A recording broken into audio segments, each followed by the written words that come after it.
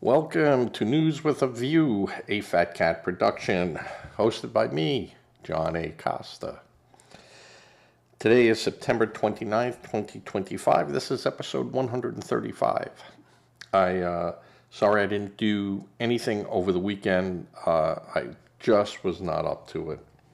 A lot of news going on, I realize that, but I just could not muster everything that I needed to do to get a good show up. So I decided not to do it. Today's show content, Comey fallout. And this is now dragging in other people, Christopher Wray, and there'll be other ones. Christopher Wray, of course, being the ex-FBI director appointed by Trump in his first term. I'm going to talk about now the 14th Amendment. It's going to be settled here, folks. And it is my belief you're not going to be happy with the way it's settled. And ICE makes an arrest in Iowa that has Democrats rallying around a criminal. So, not that that's any type of news, but that is where the Democrats think they should be. All right. I am doing a live feed that's going out because I'm not understanding with YouTube why my live feeds are not going out immediately, but they are being held up 24 hours for processing time. I don't know why. I don't monetize. I don't make it available to anyone under 18. So I don't know what's going on there. Well, okay. And this is days after the Justice Department indicted James Comey. President Trump has suggested that another former FBI director, Christopher Wray, would come under investigation too. And on Saturday, he rallied against Wray, who Trump nominated in 2017 to replace Comey, claiming in a Truth Social post that he had covered up involvement of FBI agents. They're saying 274. I haven't seen any of this stuff. Acting as agitators and insurrectionists in the January 6, 2021 attack on the U.S. Capitol. Trump has repeated the unfounded claim that the FBI incited the Capitol riot, which occurred after Trump rallied thousands of his supporters over the alleged false claims that the 2020 election, which Joe Biden won, had been won illegally, stolen. Now we are seeing some news that I'll be reporting tomorrow on what's going on in Georgia, where they've just gotten permission to look at the ballots versus the envelopes. It's going to be very telling, folks. President Trump went on to say, I want to know who each and every one of those so-called agents are. Well, they're not so-called. If they were FBI agents, they're FBI agents. So I disagree with him, with President on that language. And he said many great American patriots were made to pay a very big price for their love of their country. I owe this investigation of dirty cops and crooked politicians to them. Now, that's not, he's righting a wrong, according to him. So you'll have one side saying, no, he's trying to unravel a legal process. And Trump is saying that illegal process, that legal process was founded illegally. So And this comes on his administration launching several investigations into his perceived political adversaries. They're not perceived. Those were people that were trying to arrest Trump and put him in jail. And even talking about executing him for treason. So, I would say that where people are calling this a vendetta, no, it's not a vendetta. It's not a vendetta. I wouldn't even call it fair play. He's using the law.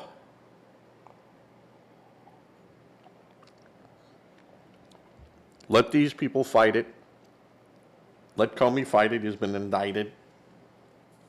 And whether or not that goes further, might not. Who knows?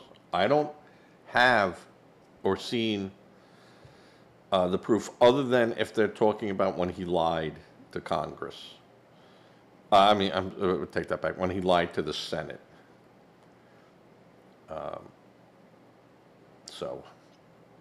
And it's my belief that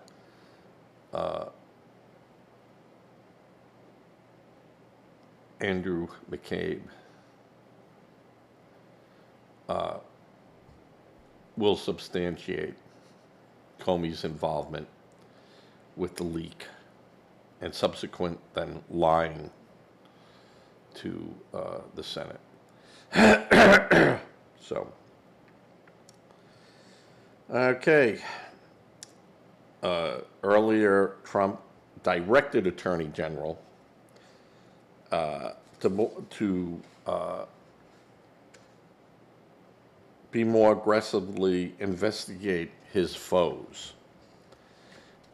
No, he asked to investigate the people that made false claims against him. Now, the Department of Justice has always been a tool of the president since forever.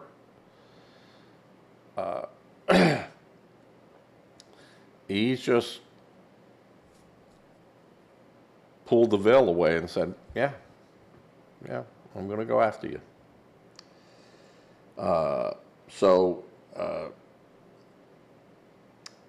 Obama's going to be looked at. There's going to be a bunch of people.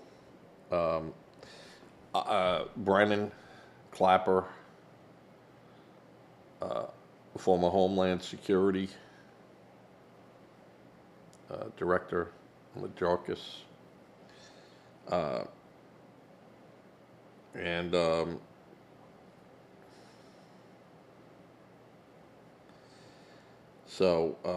and he's saying Ray did a terrible job, and we just found out about it. Looking through, it's going to take time to go through and find all the things. Now, just because Ray did a terrible job, and they just found out about it, well, if you didn't find out about it then, you weren't doing your job, right? Who was watching the people that you needed to be watched? Just saying. But I think Ray was trying to protect the integrity of the FBI by not throwing it all out there. But he also did a disservice to those people that were arrested and then put on trial when there was no insurrection. And they're absolute trespass. And I might say if they were, if people in the crowd who were the FBI, and we don't know this for certain, we don't know this, agitated them, it was still a crime. Still a crime of trespass. Are you saying you are unable to control yourself to say it was, in the moment?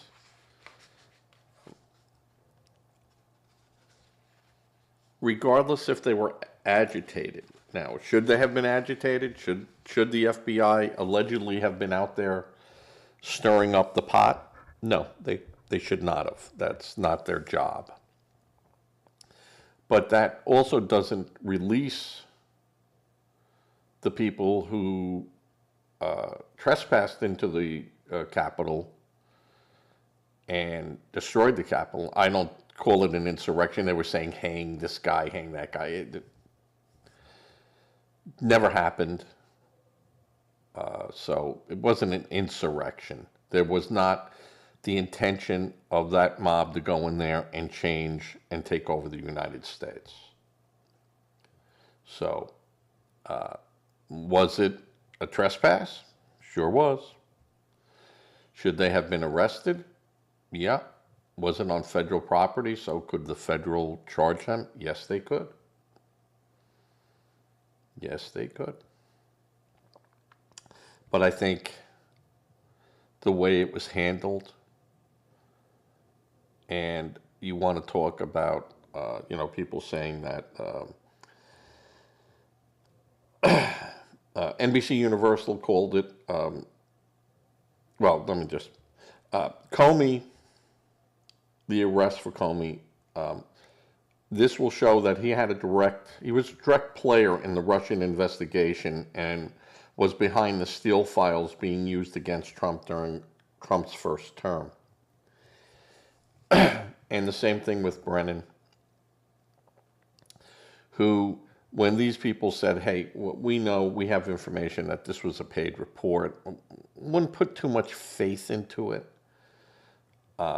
It's interesting reading, but, so is, a lot of fantasy books and sci-fi books and other things. But there's nothing in here to corroborate a link. And, of course, Comey going after Flynn in the White House asking, did you ever talk to Russians before? No. And then, I talked to this guy at a dinner. Oh, well, you lied to us. And this is where, Comey went after Trump people. No ifs, ands, or buts about it. It was really underhanded and a direct hit. They wanted to send a message right to Trump at that time that, hey, you're the president, but we're over here. And we have paperwork and we have files that you don't have. And then they went after Trump. The Department of Justice and FBI tried to decapitate Trump. And there was a lot of shenanigans going on. And it is coming out. NBC Universal, Comey indictment opens floodgates to tit-for-tat partisan political revenge. Well, NBC Universal, what did they do in New York to Trump? Because he said, my building is worth $25 million, and she goes, no, it was worth $20 million. Or where they tried to say Mar-a-Lago was only worth $12 million.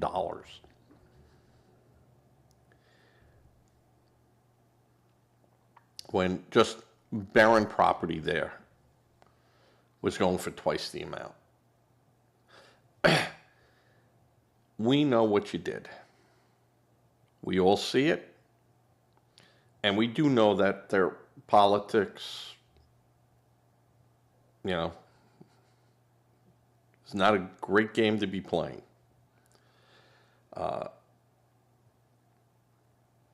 Make dirty bedfellows or something like, But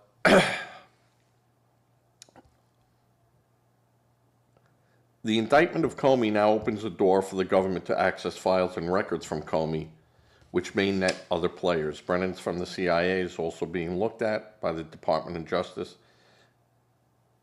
as will Clapper from the NSA, for all pushing the Steele report as being credible when they knew it was paid for by Hillary Clinton.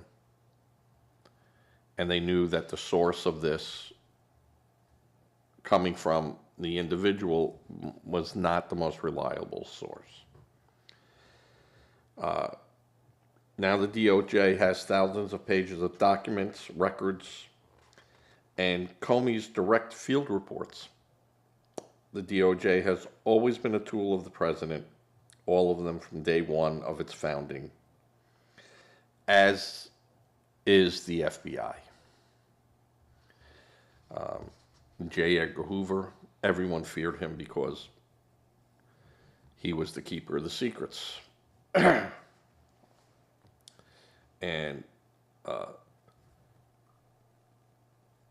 you know, the amount of information that they have on people that aren't even in politics, but may rise to that. Their data collection. You know,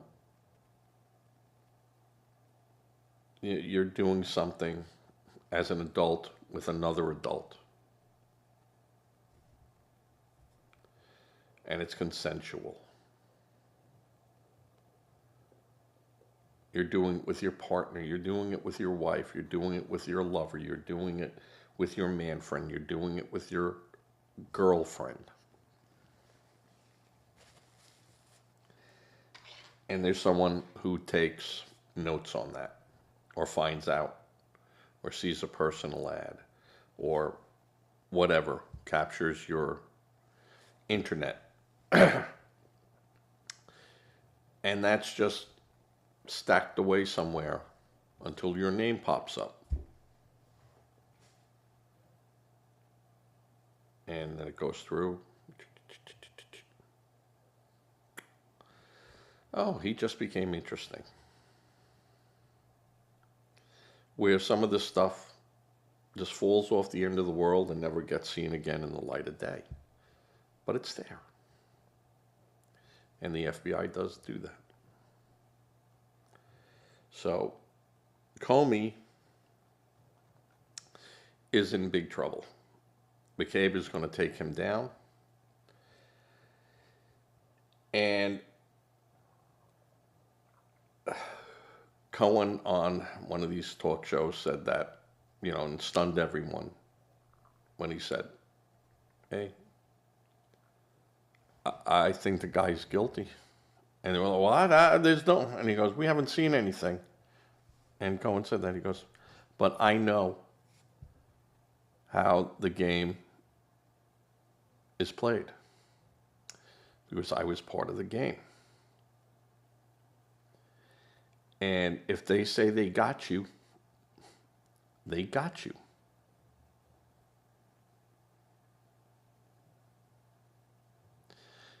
The old, you bring me the man, I'll bring you the crime.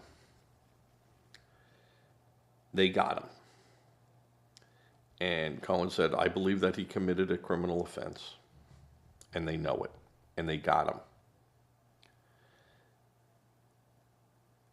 And whether or not he pleads to it or says, no, you gotta take this all the way up to courts.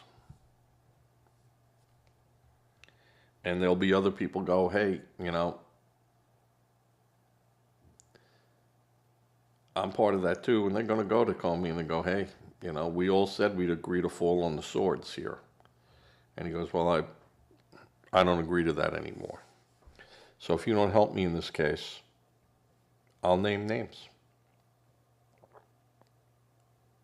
I won't be the only one going down.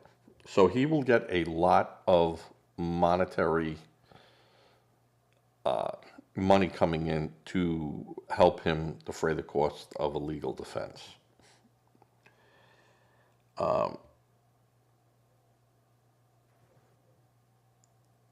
I think with that, the game is on unless Comey just decides, hey, I plead guilty to the crime. And they go, well, we want to know about this. I plead guilty to the crime. If you want to know more information, you go, fish some other pond. You caught this fish. I'm pleading guilty to it. I have no criminal record. I have boom, boom, boom, boom. What's going to happen to him? 6 months? A year?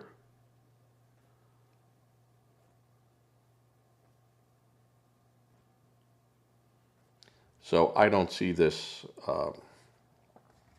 I see this being more stretch it out there. You don't want him to go October 9th or wherever. Yeah, I think October 9th is when he goes and faces, the indictment.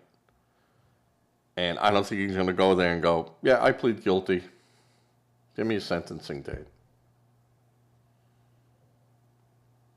Which would take the wind out of the sails of the Department of Justice, because I don't have to talk to you guys about this now. I'm pleading guilty to this. If you got more charges, bring them on. And then, now if you think you're going to dogpile me, look how that's going to look. So,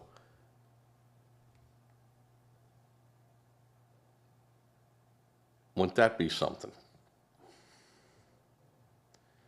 And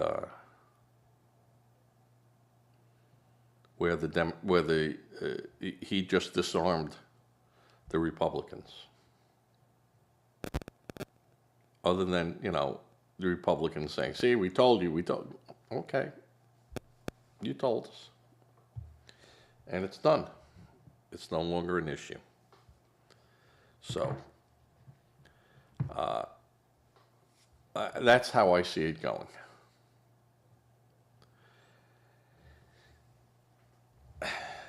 I think there's more to come. And if I was Brennan, I would be, Brennan, that guy's dirty. Clapper, I'm not so sure of. But you never know.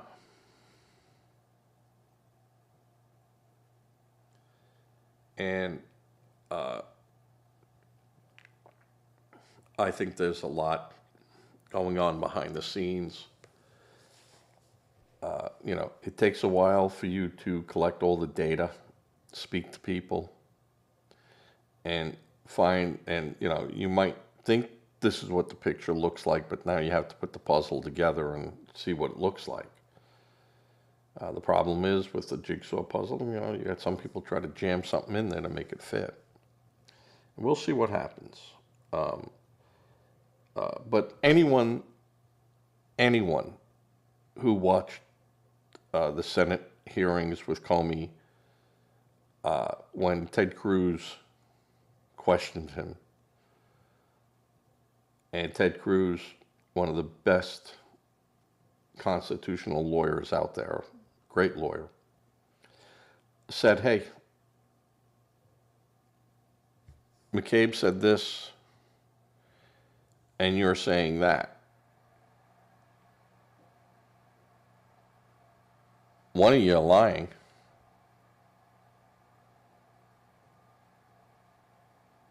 McCabe already fessed up to his part. So they have Comey. Whereas McCabe will get, turn state's evidence, whatever, cut a deal. And Comey's out there now, and we'll have to deal with it, as he should. as he should. I just have to look at this real quick.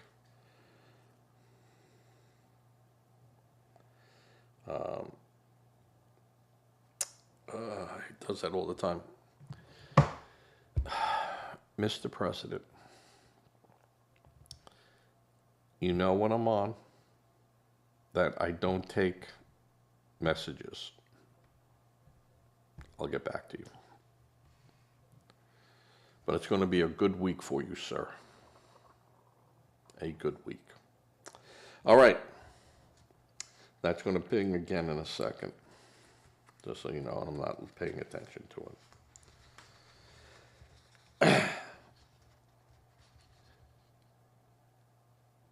The Trump administration has asked the Supreme Court through the Department of Justice to give a ruling on the 14th Amendment birthrights. And I mean, this is a, people say, no, it's going to be soundly defeated by the Supreme Court. And then you have others who are saying, no, it won't be soundly defeated. But it will be defeated, or whatever. I think you have a Supreme Court, if you look at how they've been handling the cases, they've been looking at the intent, which is very, very important when you look at a law. What was the intent of that law? And is the intent being followed, or is it not being followed? Has the intent been answered by another court? And is that court correct? So, if you were to Google what was the intent of the 14th Amendment,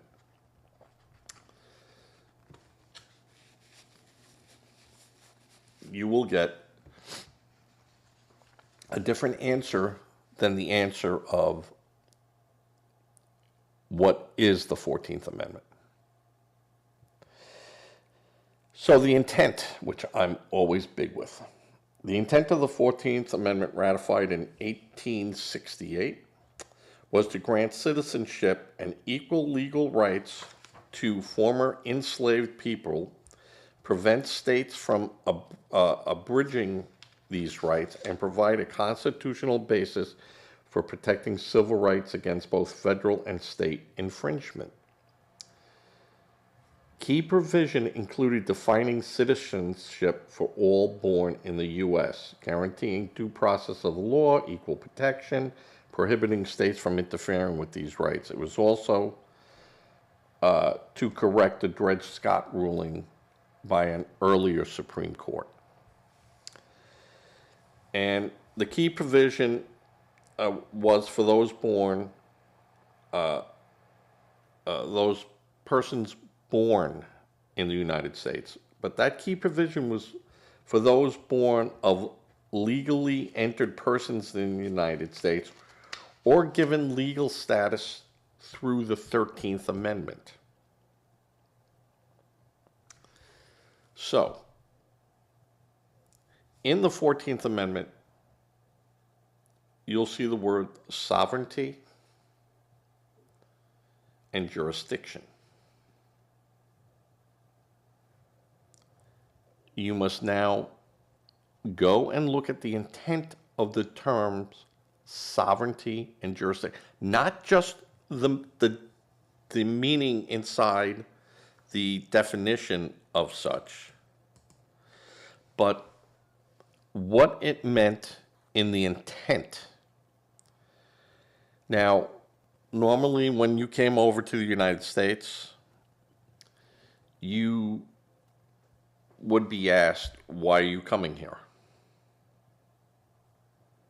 And 99.9% of the people said, I'm coming here to immigrate. What country were you from? Boom, boom, boom, boom, boom, boom. And in there, you gave up, if you became a citizen, because remember, just coming here didn't make you a citizen.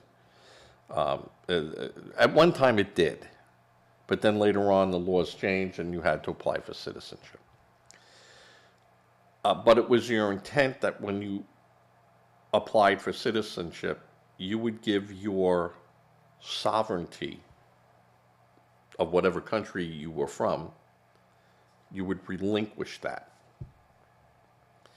And thus,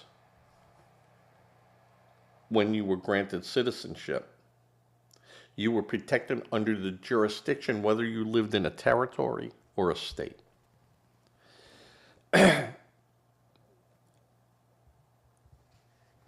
The 13th Amendment was to abolish slavery and involuntary servitude throughout the United States and its territories. It was jurisdictional aspect of the 14th Amendment, just honing that down.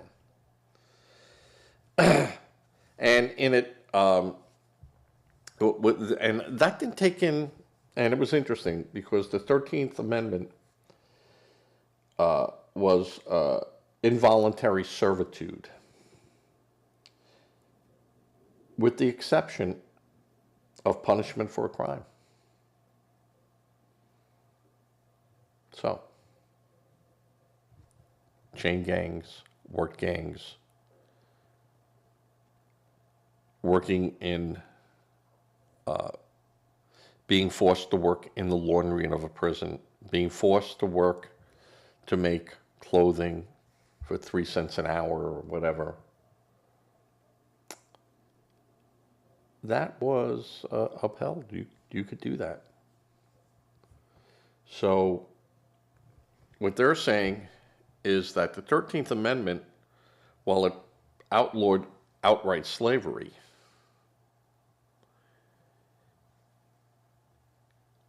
it did not stop involuntary servitude.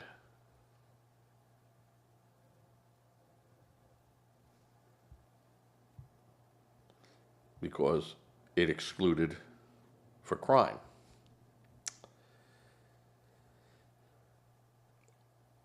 Where it went further than the Emancipation Proclamation, that was only for southern states that had slavery. It didn't apply to northern states that might have recognized slavery, but didn't allow you to have slaves. You bring a slave north, and he's still a slave, but you couldn't buy or sell a slave in a free state. So the 13th Amendment kind of fixed that and set boundaries. But the 14th Amendment then was needed to go, okay, you ended slavery, what do we do with these people?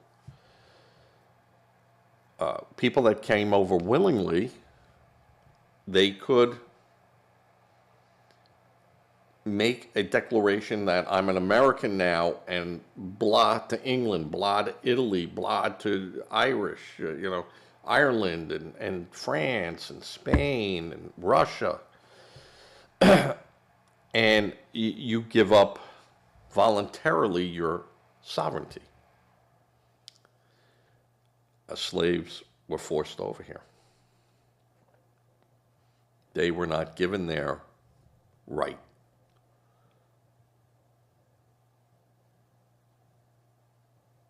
Since in these African countries there were very little nations, written law, it just didn't exist. So you had to create laws now to address this.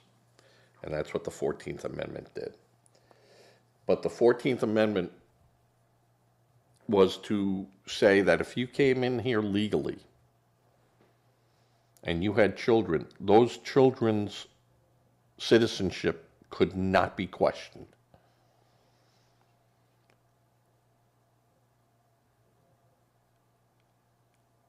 The idea that they came here illegally and never gave up their rights of sovereignty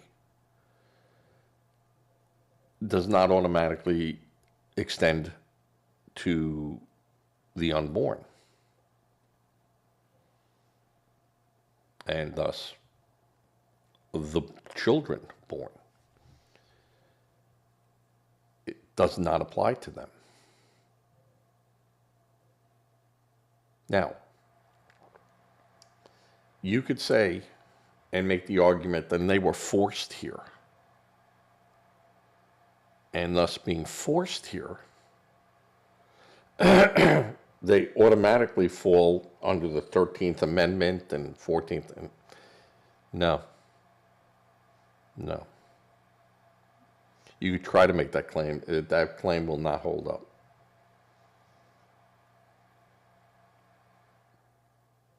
Because the other side will be the fruits of the poison tree. Even though we're talking civil law here, not criminal law here. Immigration is a civil situation. But that being also is a very gray area when they can, if you can't take the civil side of it and apply it towards the federal side or criminal side or the Constitution side. You can, but it becomes very slippery. And my feeling is that if argued correctly, and this will be argued, I can't see it being argued less than a few times.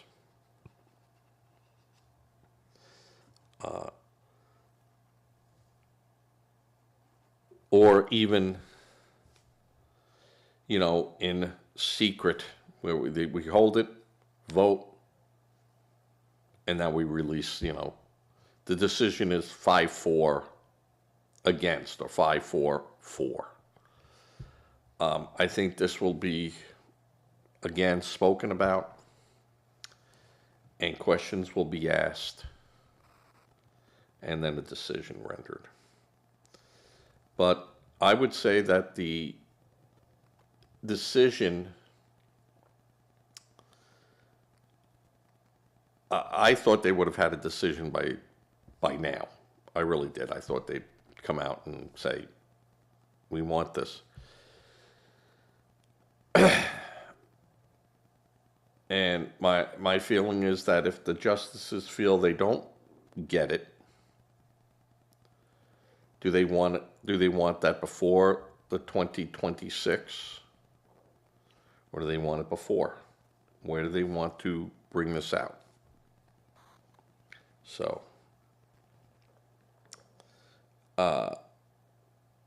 this will become extremely interesting in how it is then presented. Now, if Trump wins this, which I believe Trump will win this, I said that from the beginning, that this is one of the cases where most people would say, no, he can't win it. He's going to win it. Trump has won some that I said he wasn't going to win, and I still think was bad law. But the firing of directors and chairmen of agencies, independent agencies.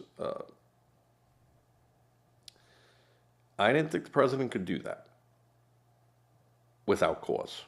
Now, I thought that he could win the cause fight by saying they're ineffective, by using Doge reports. But those people would then have the right to defend themselves.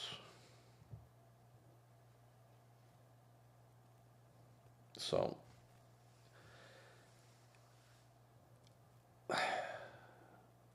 things were done for a reason.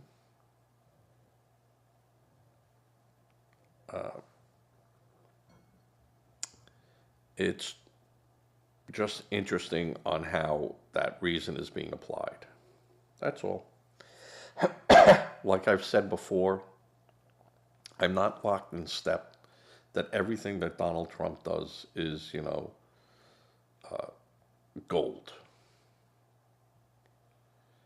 And I wasn't locked in step to say that everything that Joe Biden did was absolutely horrible and wrong. I never said that. That was not a comment made by me. And I wouldn't agree with that. I've said before, a good idea is a good idea no matter where it comes from. It's a good idea. I just think that in this case, the way the court is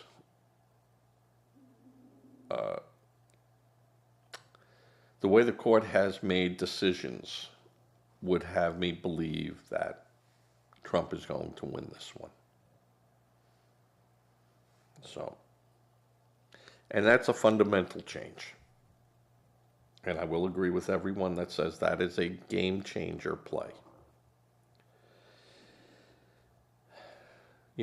Taking back money, taking back, firing this guy and putting this guy in.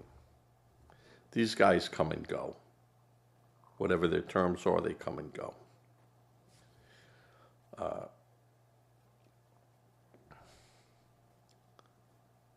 14th Amendment, it's a biggie. That's a biggie. Probably one of our most complicated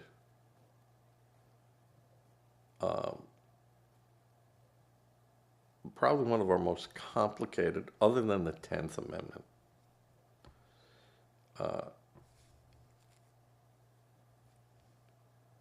Very, very heady. And that's, of course, anything that came out of the Civil War was going to have huge impacts on civil rights, huge impact on voting, huge impact on who could run for election, who couldn't run because they were insurrectionists. Remember, that was part of the 14th Amendment. A lot of language in there. And that was shoved in there because you didn't want the president of the Confederate States, Jefferson Davis, to then be able to run for the president of the United States because, he goes, well, look what you got. Is that what you wanted? Did you want all the Negroes to live next to you? Is that what you wanted? Vote for me, we'll fix that. And that's what they didn't want. So those people were excluded.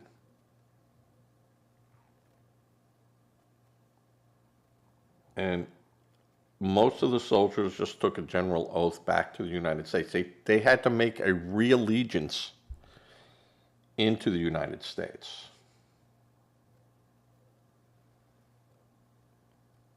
And they did that, and they lined them all up. All right, take your horse, take your gun, and go home. Go home. But you had to take an allegiance to the United States. Now, if you broke that allegiance, you were shot. There was because remember they had martial law, and if you took up arms against the United States government, you were put in the ground. All right, enough about that Bob in New York, I'm hoping you were watching. I said Saturday I was going to have this up, and I didn't, and I apologize, Bob.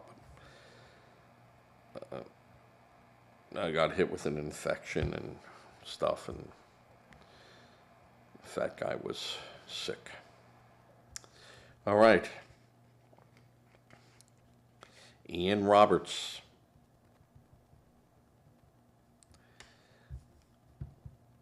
Superintendent of the Des Moines public school system, was arrested by ICE.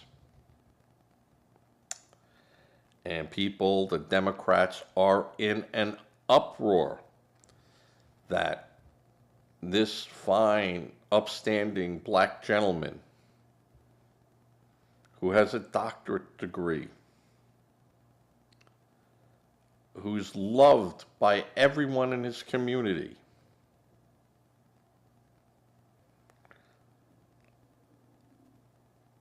was arrested by ICE,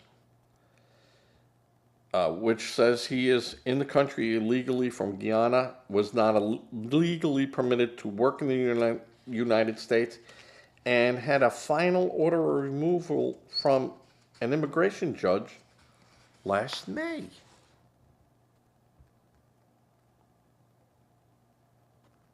So let's do some math here.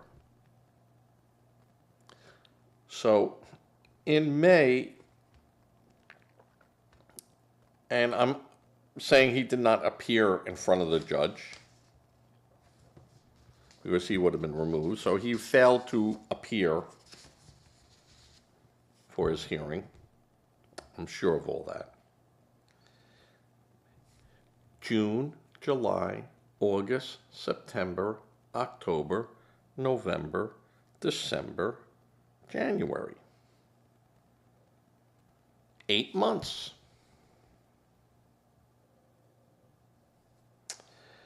And people are, of course, on the internet saying, incredible, an illegal alien with a deportation order managed to become a superintendent of schools for Des Moines, earning more than $300,000 per year.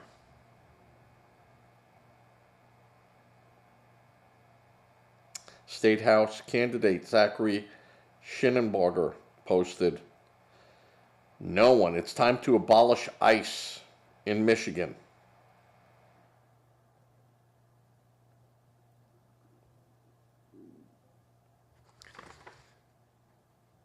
Because they're arresting illegal aliens. Now, this suspect was arrested in possession of a loaded weapon in a vehicle that was provided by the public school after fleeing federal law enforcement agents when they went to the school property to find him. So he had a loaded handgun that he was not allowed to have in a school or near a school. Forget about why he had $3,000 cash on him, or why he even had a hunting knife. Put that aside.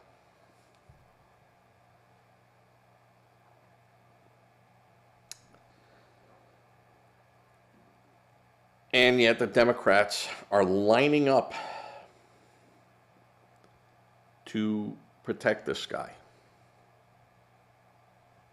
and saying that no one in Iowa is safe from ICE. Well, I wouldn't say that that's a true statement. But if you are an illegal and you're doing something illegally like carrying a gun, yeah, you're not going to be safe. You're not going to be safe.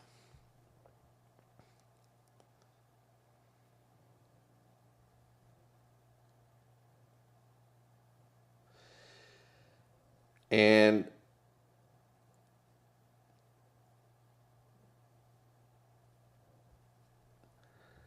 this should be, I mean, it's not even a wake-up call because the schools are so democratically controlled that you'll never get the right answer out of them. 2 plus 2 does not equal 4 to these people.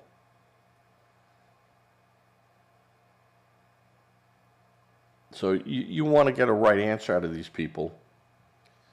How did this illegal alien was hired without a work authorization, a final order of removal, and prior weapon charges is beyond thought? And they said, well, we did a background check on this guy.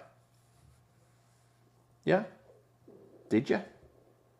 Who'd you use? A Ouija board? Because for $12, I could find out information on anyone I want. Down to their social security number, down to their birth records, down to the death records. $12. Go on any site, and I'm not recommending a site, but a site like Been Verified and things like that. Which I do recommend for people in the dating range. You're dating someone and look them up. You get their name on your first date, and first dates are always in a public place for the most part. I'm not going to say every date ends like that, but or starts like that. But you get their name. Hey, where do you live? Blah blah blah blah blah blah. It's you start changing some what's called pedigreed information. Go on and look them up.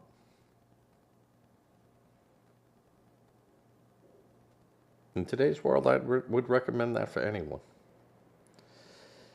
The school district said Roberts had previously done an I-9 to prove legal status, but that was conducted by a third-party group, and that it did not know about an order of removal.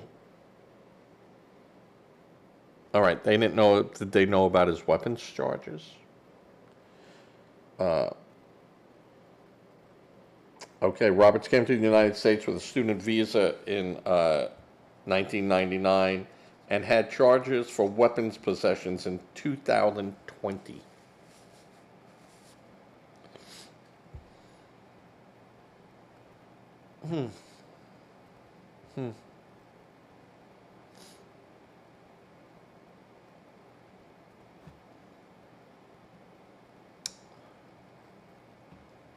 Isn't that interesting? State Representative Robert Johnson, a Des Moines Democrat who helped swiftly organize a support rally for Roberts Friday, September 26th, with faith leaders and community members after Roberts' arrest, threw standing ovations as he blamed the Trump administration for this superintendent's arrest and told supporters, "We're not just going to throw Ian Roberts away." Now, this moron, and he's a moron, because in May of 2024, that was Joe Biden's administration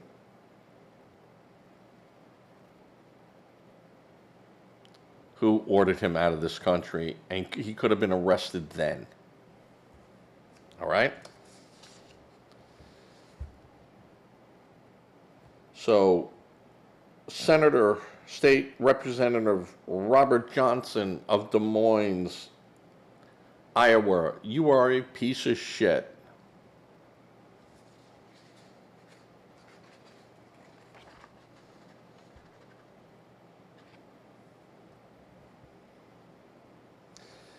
So, DHS, Department of Homeland Security, spokesperson said Roberts, 54, fled law enforcement in a vehicle Friday and was eventually found in possession of a loaded handgun, hunting knife, and large amount of cash. A spokeswoman for the Department of Homeland Security confirmed Roberts' detention and said the court had issued a final order removal for this individual in May 2024. Now, who was president in 2024? Who was director of the Department of Homeland Security? Did they not know where this guy worked or lived or a car that he owned? How could this possibly be? How could, in May of 2024, they didn't know where this guy was? A dangerous man who had convictions of carrying a weapon,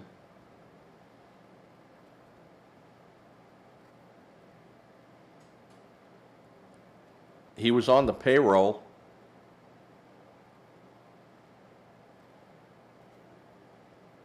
They could have found this guy in June and arrested him and deported him. But they didn't. Why? Why wasn't this done in June or July or August or September of 2024? Why? I think we all know why. I think we all know why.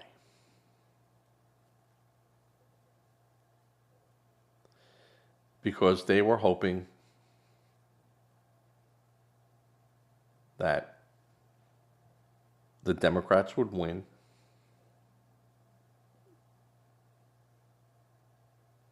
They'd have 4 years of lying to make these people citizens automatically, and that would be it. You couldn't do anything about it.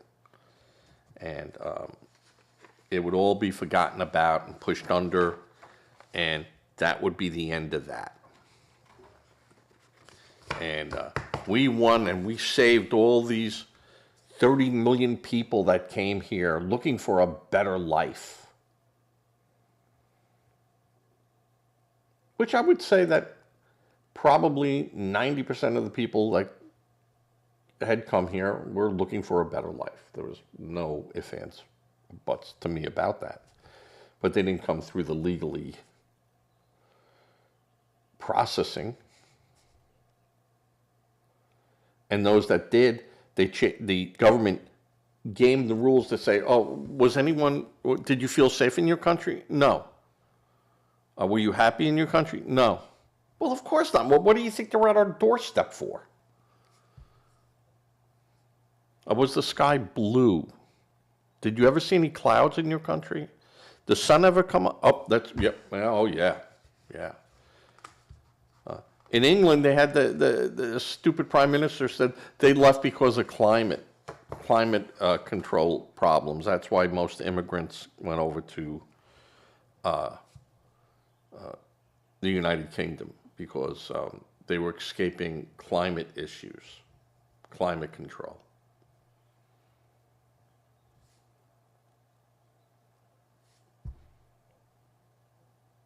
But only Muslim men.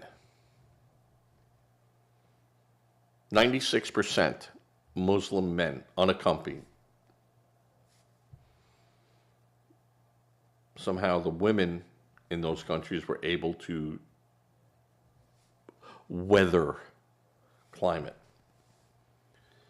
And you see the bullshit that these people are trying to shove on us. This is why I said this election, 2026, is more important. We won 2020. We won 2024.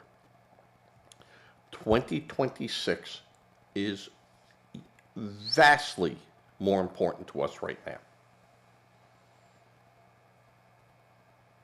And I know that I'm kidding around and making some videos and stuff to show, commercials of Democrats and things like that. that are running in 2026. I don't think you'll see the emergence of the real Democrat running for president until really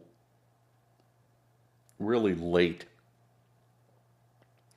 in 2027.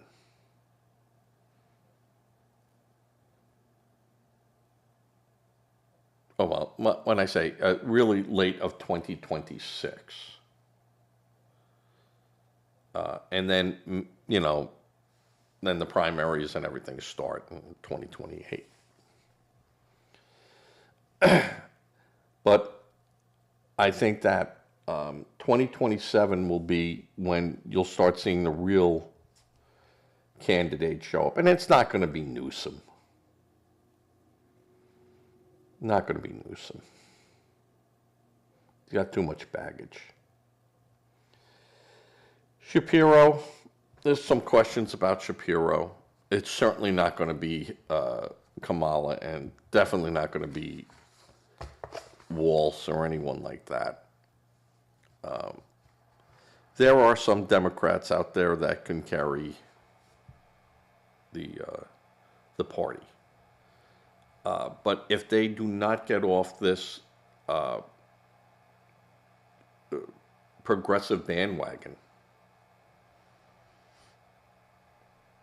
and I think they'll see that come 2026 when they lose more seats. And they will lose seats. Believe me, they're going to lose seats. And the majority will get even tighter for the Republicans. And the Democrats should be worried that they lose a liberal judge, Supreme Court judge,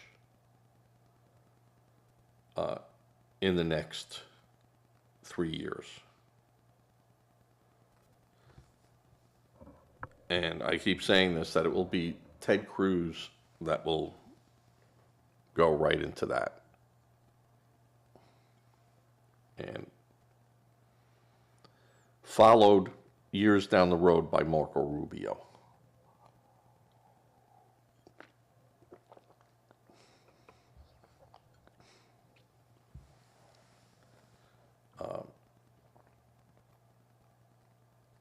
If not Marco Rubio, it will be Pam Bundy or something like that, but they will get it. And we'll have a 7-2 majority. And the only ones that can blame for such an event are the Democrats. Can blame themselves. You embraced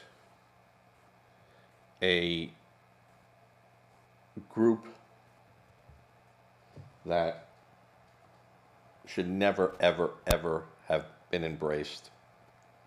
You can represent them, and I was fine with that. Everyone should be represented, no matter what their spectrum is.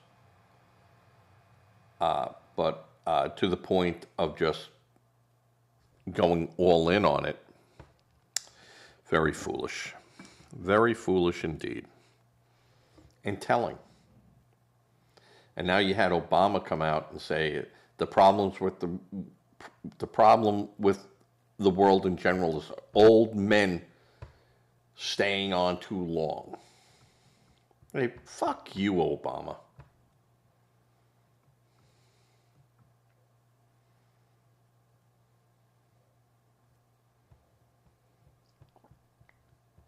Because what he's saying is old white men.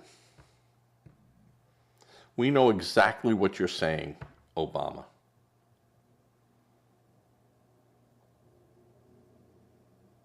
Take a look at your Democrats when you say that. And yeah, we'll take a look at our Republicans too. But to make a statement like that, you piece of shit,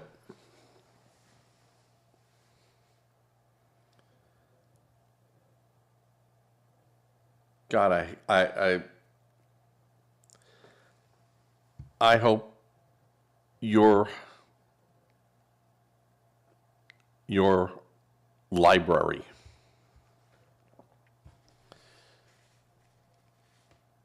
gets brought up on all corruption charges, and that will be your freaking legacy.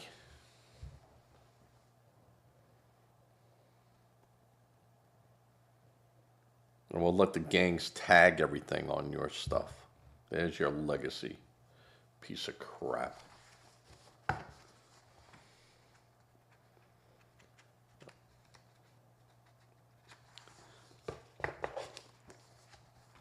Biden won't get into trouble because Biden would be like Reagan. He won't be able to defend himself. It's already been proven that, there's already proof that won't be able to defend himself. So nothing's going to happen to Biden. But those people that were around Biden, who knew and did things and acted in his,